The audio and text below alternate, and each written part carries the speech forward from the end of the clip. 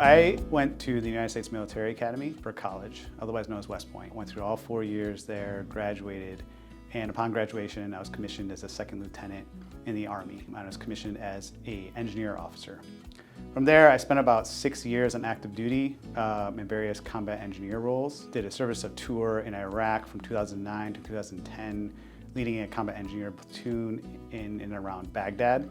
Our mission there was mostly to look for roadside bombs. As an officer, you're kind of the frontline enforcer of the Uniform Code of Military Justice. It's essentially the set of regulations and statutes that govern soldiers' behavior. Because there's not a whole lot of Army lawyers to go around, as an officer, you're delegated to perform some of those duties sometimes. And when I got towards the end of my active duty career, I was actually selected to be a hearing officer. It almost ended up kind of like being a court trial, essentially.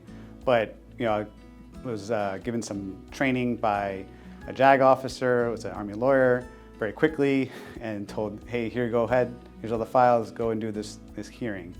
And so having done that experience, it kind of piqued my interest in the law. I was like, oh, this is kind of interesting, this kind of process where we kind of figure out what the facts are, have a set of rules, and have to do an analysis to determine if those facts meet those elements of those rules for a violation.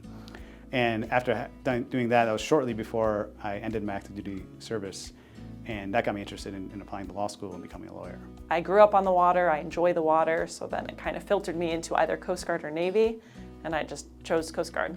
So I joined in 2016 after graduating with my bachelor's, but I was very adamant that I wanted to go in as enlisted. In my 4.5 years, I did 11, they're called ALPAT patrols, deployments to the Bering Sea for anywhere between 3 to 4 months at a time.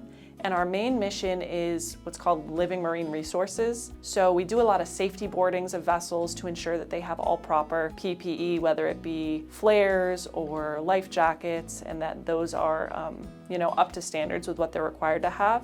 But we also do a lot of like enforcement boardings to make sure that people aren't fishing outside of regulation. Part of my collateral duty was a victim advocate. So I got sent off to school for about 2 weeks, got some training on how to handle and support victims of sexual assault, which unfortunately is pretty prevalent within the military. So in doing that, both in attending that school and acting as that role for my unit, really made me realize that's kind of what prosecutors are. Like, we are advocates for people who are victims of crime. And I think that's, when I made that connection, it became very clear to me that, oh, I don't just want to practice any law, like I want to help victims of crime.